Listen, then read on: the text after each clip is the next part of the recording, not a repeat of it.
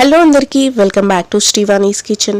ఈరోజు మన కిచెన్లో చేసుకోబోయే simple and tasty quick recipe వచ్చేసి కిచిడి అండి. ఈ రెసిపీ ఒక్కొక్క ముద్ద నోట్లో పెట్టుకొని వేడివేడిగా తింటుంటే చాలా చాలా యమ్మీగా ఉందండి. ఖచ్చితంగా మీరు కూడా ట్రై చేయండి. వీడియోని స్కిప్ చేయకుండా చూస్తే మీకు పర్ఫెక్ట్ రెసిపీ ఎలా చేయాలో అర్థమైపోతుంది. అండ్ మీరు ఇంకా మన ఛానల్ని సబ్స్క్రైబ్ చేసుకున్నట్లయితే ప్లీజ్ సబ్స్క్రైబ్ చేసేసుకోండి. అండ్ లైక్ చేయడం మాత్రం మర్చిపోద్దు. మీకు ఇంకేదైనా రెసిపీ కావాలంటే కామెంట్ సెక్షన్లో కామెంట్ చేసేయండి. ముందుగా ఒక గిన్నెలోకి 3 cups ఆఫ్ రైస్కి 1.5 cup ఆఫ్ పెసరపప్పు తీసేసుకొని ఒక 1/2 hour to 1 hour పాటు నానబెట్టుకోండి. అండ్ దాని తర్వాత కుక్కర్ పెట్టేసుకొని అందులోకి సరిపడా ఆయిల్ అండ్ 2 స్పూన్ల ఆయిల్కి 2 స్పూన్ల నెయ్యి వేసేసుకోండి. సాఫ్ట్గా చాలా చాలా బాగుంటుంది నెయ్యి వేసుకుంటే. అండ్ ఒక 15 నుండి 20 మిరియాలు అండ్ ఒక 4-5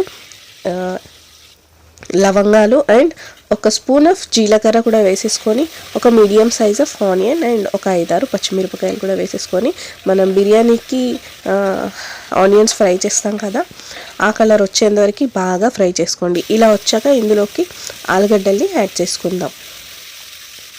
అండ్ లైక్ మీ దగ్గర ఏ వెజిటబుల్స్ ఉంటే ఆ వెజిటబుల్స్ యాడ్ చేసుకోవచ్చు, టేస్ట్ బాగుంటుంది. ఇలా ఆనియన్స్ ఫ్రై అవ్వడం వల్ల టేస్ట్ బాగుంటుందండి. అండ్ ఇప్పుడే ఒక 2 క్యారెట్లను కూడా ఇలా వేసుకోవాలి. మీరు ఎలా అయినా కట్ చేసుకొని వేసుకోవచ్చు.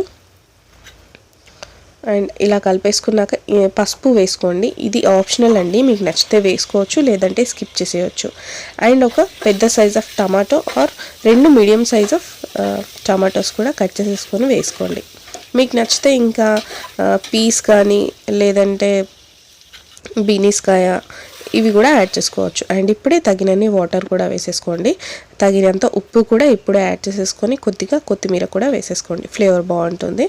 అండ్ దీన్ని ఇలా పొంగొచ్చేంత వరకు మంచిగా ఉడకబెట్టండి. అండ్ మనం నానబెట్టి పెట్టుకున్న పెసరపప్పు అండ్ రైస్ని ఇందులోకి యాడ్ చేసుకుందాం. అండ్ ఇప్పుడే ఒక స్పూన్ ఆఫ్ ధనియాల పొడి కూడా యాడ్ చేసేసుకోండి. జస్ట్ 3 విజిల్స్ వచ్చేంత వరకు బాగా కుక్ చేసుకోండి. 2 విజిల్స్ వచ్చాక సిమ్లో పెట్టేయండి, సో దట్ పర్ఫెక్ట్గా అయిపోతుంది. దీని టేస్ట్ అయితే అసలు చెప్పనక్కర్లేదండి. చిన్న పిల్లలకి కూడా ఈజీగా తినేయచ్చు.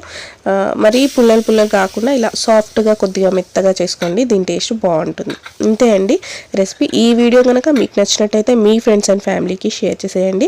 ఇలాంటి మరెన్నో వీడియోస్ కోసం శ్రీవాణీస్ కిచెన్ని సబ్స్క్రైబ్ చేసుకోవడం మాత్రం మర్చిపోవద్దు. మీకు ఇంకేదైనా రెసిపీ కావాలంటే కామెంట్ సెక్షన్లో కామెంట్ చేసేయండి. Thank you for watching.